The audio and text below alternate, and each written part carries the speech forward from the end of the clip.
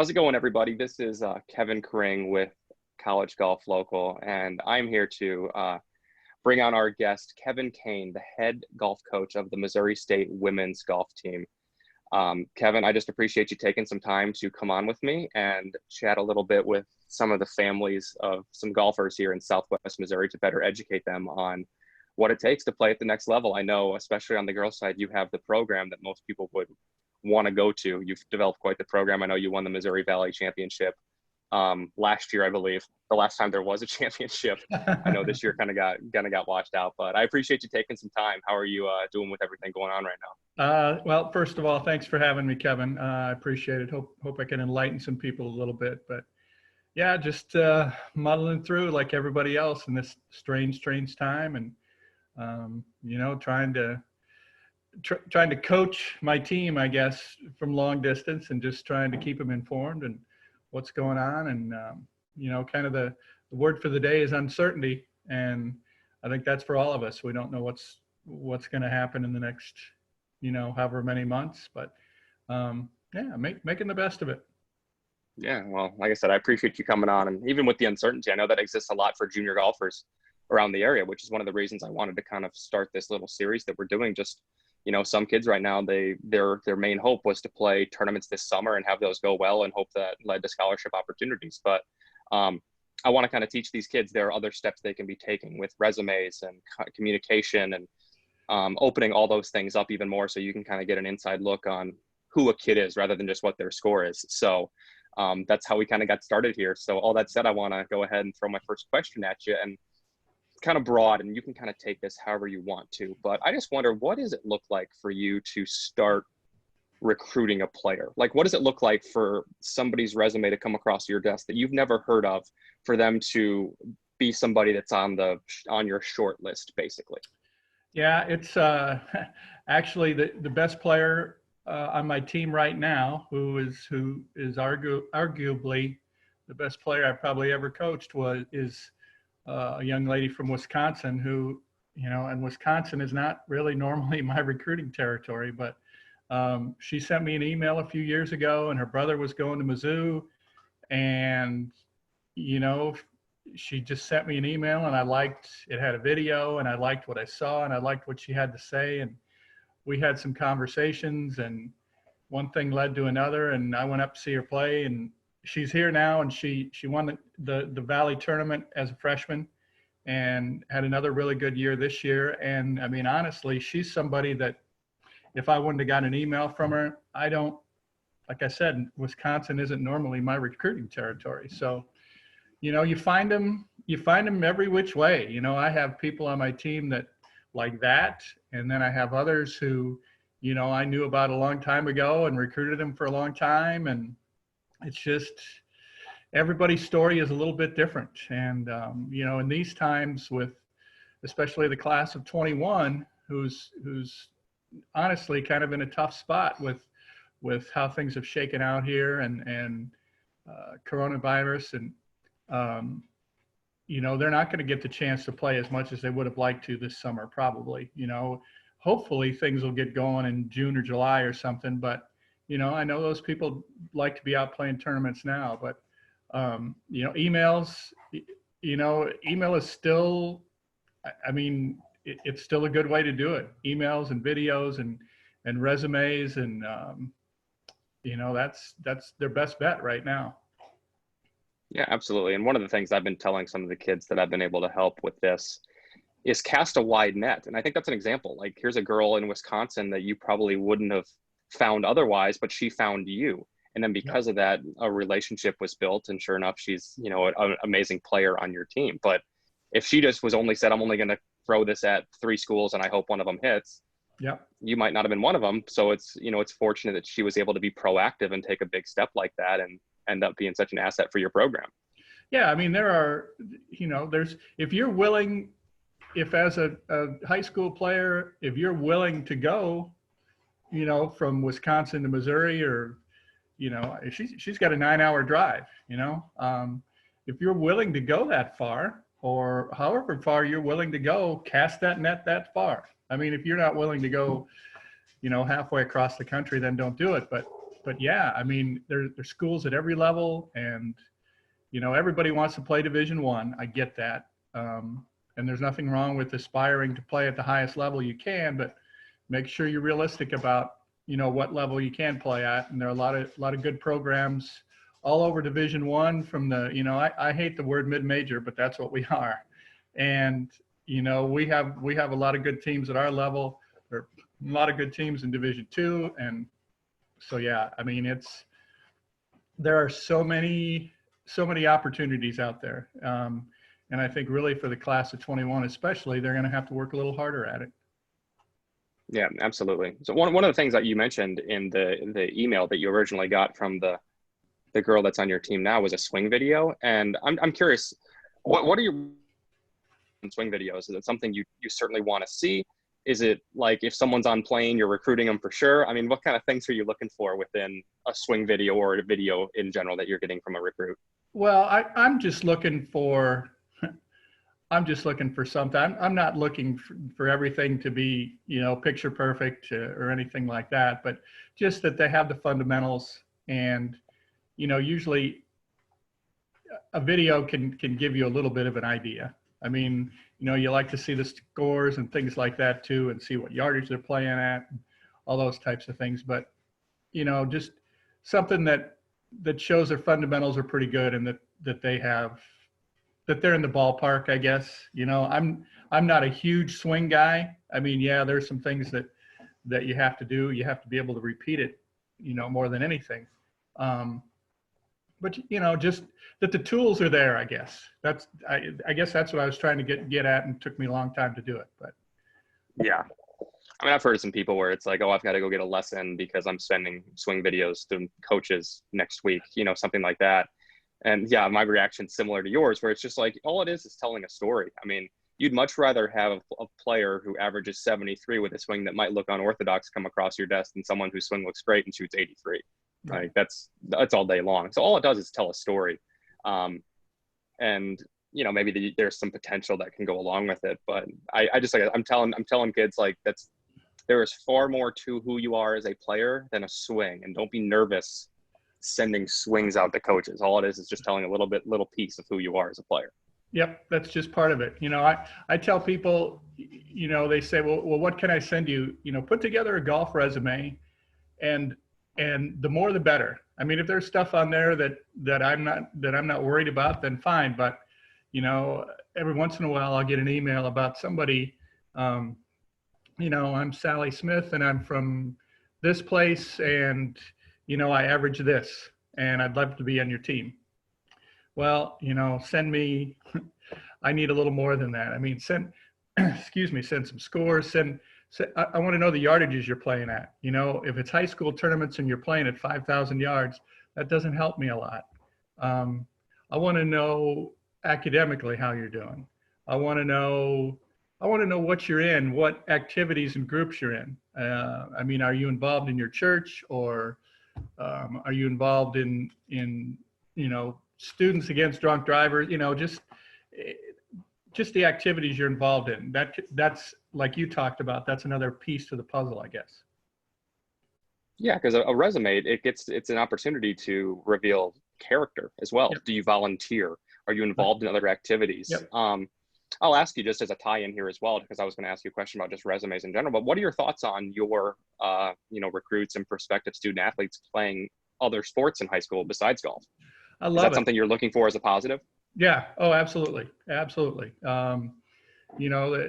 Somebody that's I call it the point guard mentality. I've had a couple of really good players who literally were point guards in basketball, and they kind of have that little extra grit and leadership. And I have several kids on my team now who are multi-sport athletes, and maybe at the very end they whittled it down to golf. But yeah, I really like being involved in the team thing, because as we play an individual sport on a team basis. I mean, golf is not a team sport, but that's what we're trying to do it as. And yeah, I love the kids that play all the different sports. Yeah, I think it's very obvious, and I can speak from my experience at Colorado. is who played team sports and who didn't by the time they got there. You know, because like you're doing everything. Like I describe it as more than a team. Like you're a family. Like whenever you're at the gym at 5:30 in the morning, like you don't really love each other, but you love each other because you're family. You know what I mean? It's that sort of thing. So, you know, you want people who can get along as a team and can be team players and can pick you up when you're down, even if you're battling out for a qualifying spot. And we all know how valuable it is to be the 5-man versus the 6. But yeah, there's a lot of value in that. So that's interesting. I've never heard that kind of point guard theory like that. But the moment you said that, I figured there was probably a leadership aspect that went along with that as well. Yeah, that's awesome. When do you kind of recommend families, parents, just start this whole process in general? You know, a lot of kids wait until, or families just wait until their kid, like, oh, I want to play college golf, and they're late in their junior year and it's kind of too late. When would you kind of recommend the whole process starting, even if the kid might not be showing that they're going to be, you know, a high level player? Would you still think they should maybe put a few steps in place to get ahead of the game? Yeah. You know, it's probably never too early. Like most sports, golf has gotten, you know, the timetable keeps getting pushed up more and more all the time. But I think by your sophomore year in high school, I think you ought to start getting some things out there. You know, rules wise, they need to know that, you know, if they send me something during their sophomore year, I can't respond. You know, like I can't.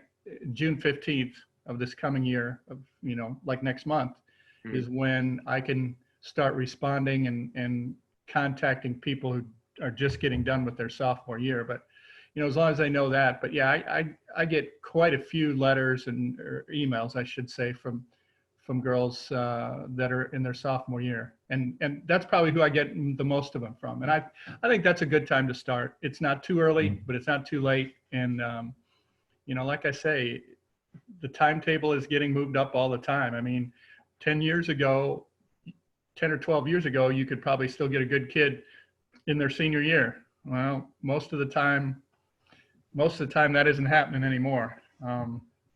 It's just, and it's that way with all the sports. You hear about commitments from kids that are in 8th grade for different sports, stuff like that. It just keeps getting moved up and up.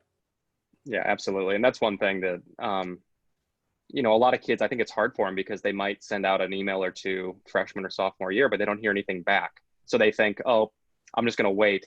But they don't realize that those emails and resumes are being seen. They're being read. They're just not allowed to respond. I know, like, there's allowed to be a correspondence where you just say, hey, thank you, I can't respond to you until this date. But I know sometimes that doesn't happen. But I don't want it to be discouraging either, because there is something to getting that, you know, clever subject line in front of your eyes, because you might be like, oh, who's this kid? And then you never know what sort of thing can kind of blossom from that. So I think I agree with kind of that sophomore year.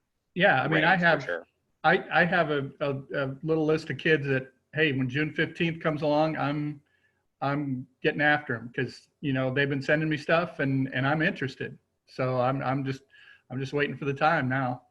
Yeah, absolutely. I wanted to ask you a little bit about kind of walk-ons, and I'll be kind of vague in this, and I know you can be certainly vague in kind of how you respond to it, but I hear a lot of people that might not understand the process or get started too late just be like, oh, it's okay, I'm just going to go to this school and I'll walk on. And I think it's like in their mind, they think it's kind of like high school, like the golf team tryouts, where you like go to a table at lunch and like sign papers. But I also know that like in college, it's not like that, where if you take there are limited roster spots, and, you know, the odds of you getting a player on your team that you didn't even know they were on campus is kind of rare. Can you kind of speak on that to the extent that you can, and what, you know, maybe that's looked like for you, or, you know, sure, in general? Well, you know, when you talk about roster sizes, you know, especially on the guys' side, you know, there are like at our place, you know, we have, I don't know if I'm telling secrets out of school here or not, but, you know, our men's teams, because of Title IX and gender equity, and we have football and, you know, the opportunities, I'm not going to get into the whole spiel, but I think most people know what I'm talking about is, you know, most of our guys' teams can only have so many people on them. Now, for me, they'd love it if I'd carry 15 girls, but I'm not carrying 15 girls. Yeah. But yeah, it's a lot more. You have to treat it like any other recruit. I mean, I've got a girl coming this year as a recruited walk-on. Now I haven't done that a lot, but I've done it, other years, and I'm not opposed to doing that. There's a lot of people that I think they see, oh, I'm going, but I'm not getting a scholarship that first year. I think they see that as, I don't know if slap in the face is the right word. And I get it. Everybody's looking for a scholarship, but if the place you really want to go, if you're willing to go and put in the work and everything, you have to treat it like, it's like you mentioned, it's not high school. You don't show up, don't show up and come and walk in my office, the second week of school and want to know about being on the golf team. It doesn't work that way. And, right. I just saw on Twitter or the paper or wherever last night, I can't remember the kid's name, the basketball player now this is a transfer thing, but it's still from Catholic, who was at UCM or Central Methodist or whatever. Mm-hmm. And he's transferring to our place. And it's as like a recruited walk-on or a preferred walk-on, they call them in football. So it's a good way to go. I mean, if it's someplace you want to go and financially you're in a position to be able to do that, and the coach is willing to give you that opportunity. But yeah, I'm not interested in bringing somebody that is just like a roster filler and isn't ever going to have a chance to. For me, it's an opportunity to give to somebody that maybe I'm in a spot where I don't have the scholarship money at that time, but I'm interested. And if they're willing to do it, it's an option. You have to be open-minded about it though. And you have to be realistic. The one thing I run up against a lot of times is, somebody, and I've lost kids numerous times that, they could come here and I make them a really good offer, and instead they're going to go walk on at Oklahoma State, and she's still sitting at Oklahoma State and not traveling, where here she could be, she could be playing and being part of our core. So, sometimes you have to set ego aside and, just find out the best spot for you. And I get it. I know finances are a part of it. So that's a whole nother deal too. But. Right. No, and I think kind of the main place that I've heard the conversation come from is for the kids they're going to that school no matter what, and then they just want to like add an extracurricular of NCAA men or women's golf. Mm-hmm. You know what I mean? And I think you touched on 2 points that are important. You said recruited walk-on, and I think some people hear about player X on the PGA Tour who walked on to his school, but 99% of those circumstances, it was a recruited walk-on. So at least the coach knew who they were. It wasn't like, a Zach Johnson type just showed up in someone's office and then they're like, oh, I like the way you look. Okay, here's your bag. It doesn't quite go that way. And I also think that sometimes too, with, scholarship offer, like you said, the Oklahoma State versus you, sometimes it says a little bit of how much they think you're able to help the program. Mm-hmm. And if, there's not a whole lot of oomph behind it, then, maybe the coach, they're like, oh, we'll take you, but we don't know if we really believe in you that much. Mm-hmm. Whereas, when you're putting the faith in someone with a scholarship offer as well, like that shows like you're there for them. You're ready to invest in them. I mean, I know you invest in all your players, but sometimes it's good to see what kind of the whole picture is that way. But like I said, I just don't want kids to think that they can just walk on campus of whatever school they go to and go to the coach's office and get here. It just doesn't work that way. Right. And every once in a while I'll get an email, maybe like now or even this summer or whatever. And they just don't know any better. I mean, they haven't been educated about it. That's kind of what I don't mean to look down my nose at it. They just don't know any better. They don't realize the timetable. They don't have somebody like you or people like you that are, trying to educate them about it. The parents didn't know any better and they think that's how it goes. And that's not. Yeah. And like I said, I'm not out here to promise anybody a scholarship at the Division I program. I just want people to have a chance. Yeah. And, it's the ways to have a chance are starting earlier, being a good communicator, communicating often, and also being a good golfer. You know, all these things kind of go hand in hand, but you can do some things to benefit yourself. So I appreciate you kind of talking on that the way that you did. I was just curious, you know, what does a season or schedule look like for you recruiting, tournament wise? Do you generally have like a set schedule, like these are the tournaments that I'm going to go to? You kind of let who you're recruiting dictate where you go, kind of locally, afar? You know, I said, Yes, I don't want you to yes, get you in and trouble yes, with and it, but yes. speak on it that you can. Yeah. There are certain tournaments that I make a point to go to every year. Mostly, you know, kind of close by, you know, maybe within a, you know, maybe like a 4 or 5 hour radius. Although I've over the years, I've gone to Texas a lot. They have a really good junior tour down there. And obviously with the weather, obviously this year wasn't the same, but with the weather, they play down there all winter long. And I mean, to be honest, in the middle of the winter time, there's not a lot of places you can recruit. But so I've had some success down there. You know, there's the AJGA events that are all over the country. You know, the local, the state associations, and every state is in a different spot and does a better job. And I'm not going to talk about what states are better than others, but you know, every state does a different type of job of running their junior program. You know, there's the Hurricane Tour, which I think used to be the Mid-American Tour. So, you know, AJGA is obviously, that's the most well-known. Not everybody can afford to do that, but a lot of, you know, USGA qualifiers, like junior qualifiers, things like that. Unfortunately, they're canceled this year, but I've always tried to go to some of those. So, you know, mostly around, you know, for me, it's been, you know, Missouri, Arkansas, Oklahoma. You know, I'm from Iowa, so maybe I spend a little more time up there than somebody else would from down here. But and then, you know, okay, like the girl from Wisconsin, I made a special trip to see her. So sometimes you have to do that. You know, you're going to have to make a special trip, or you're not going to see her. But yeah, that's kind of how it goes for me.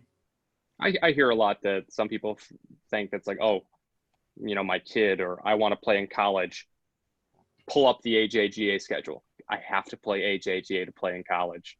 And like, well, it's probably the premier junior golf tour out there, but there are a ton of players on the PGA Tour, great players in college, that never played an AJGA tournament. Yeah, it's nice if you're able to do that, but not everybody can do that. And there are a lot of other ways to go. I'll just leave it at that. Yeah, I mean, I remember when I was in high school, after I'd already committed to Colorado, but I wanted to keep competing. So we kind of nixed the more national stuff, and I went and played the Oklahoma Junior Golf Tour for a season, and it was a great tour. Yeah. And I'll tell anybody here locally, like, you want to bump up a level of competition, go play the OJGT, because that is a great tour to play on. It's well run, good tournaments, good yardage. It's probably everything that you're looking for. Is a lot of good players over there. Yeah, absolutely. Yeah. Whenever you are out recruiting, I'm curious about kind of what your interactions are with parents. I know sometimes, like, you know, you can't talk to parents if their kids are of a certain age, but are you paying attention to parents as much as you're paying attention to a player? You know, if a parent's over here, you know, getting upset with a kid for making a bogey, or, you know, I just let you talk on this. Are you paying attention to how parents are behaving on the course as much as the kid? Absolutely. That's something I watch closely.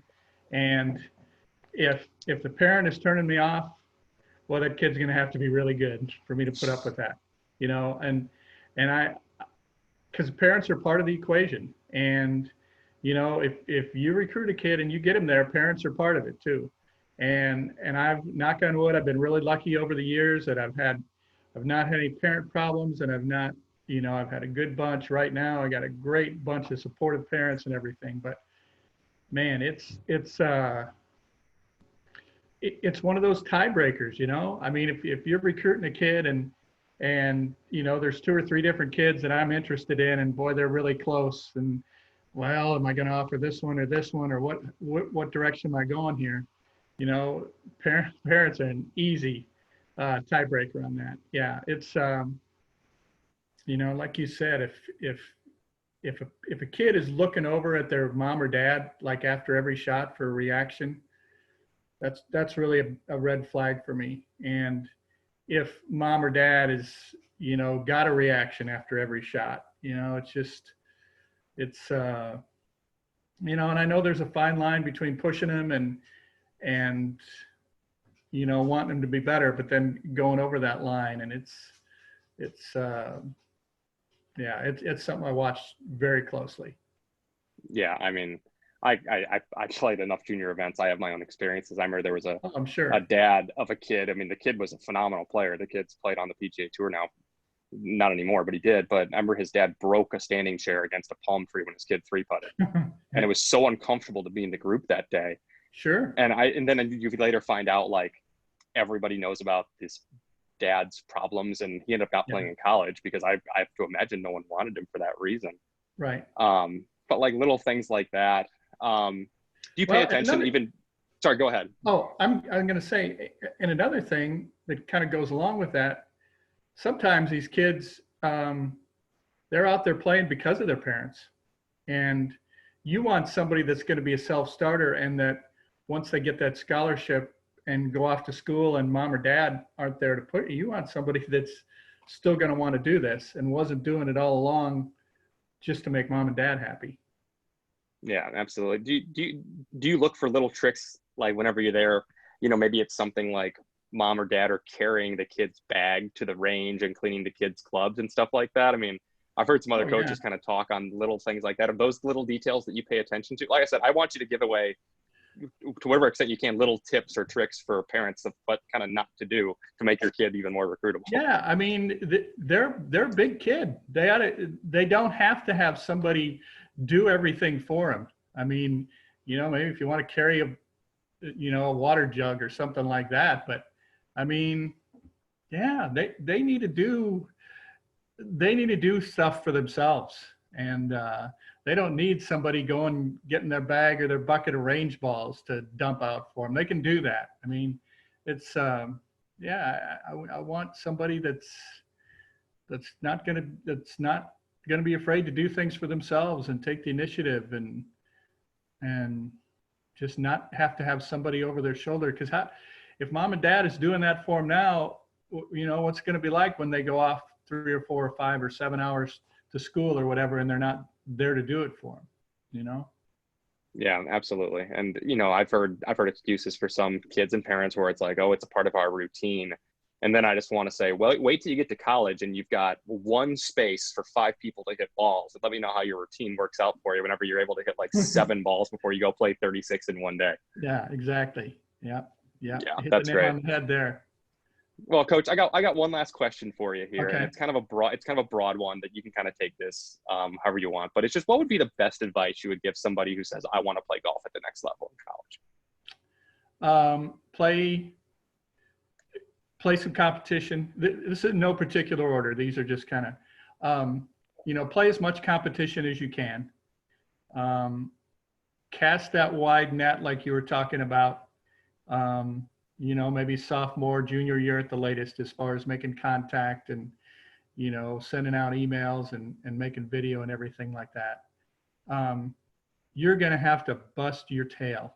I mean, I have players who I've even recruited and are on my team, and I realize and they realize that they didn't know how hard they had to work. Some people are more gifted than others, and at a certain level they can get by with their God-given ability. But to take it to the next level, it's a whole different level of commitment and working hard and doing whatever it takes is going to have to come. Those are kind of the things that at the top of my head, just being willing to do whatever it takes. And, nothing in this world ever came easy or comes easy if you want to be really good at it. And golf is certainly no exception. And, there's going to be ups and downs. And I mean, how golf is, as well as anybody how golf is and how it can turn on a dime. I mean, literally turn on a dime. You can go from one day just ready to give it up, and the next day something happens or something clicks, and everything's turned around completely. So just persevere and work hard, and be willing to put in the work. Yeah, I think that's all. I couldn't say any better myself. So, Coach, I appreciate you taking the time with us this morning and to try to just, like I said, educate specifically the golfers here in Southwest Missouri, and hopefully put them all on a track to be able to play at the next level. Hopefully in a few years we can send some kids your way and get that team with all these local kids who are really good. Yeah, that'd be great. Kevin, thanks for having me, and hopefully we'll all be able to get out there and return to something somewhat normal here pretty soon. But thanks a lot. I appreciate it. All right, Kevin, be well. All the best to you. All right, you too. Bye. All right, bye.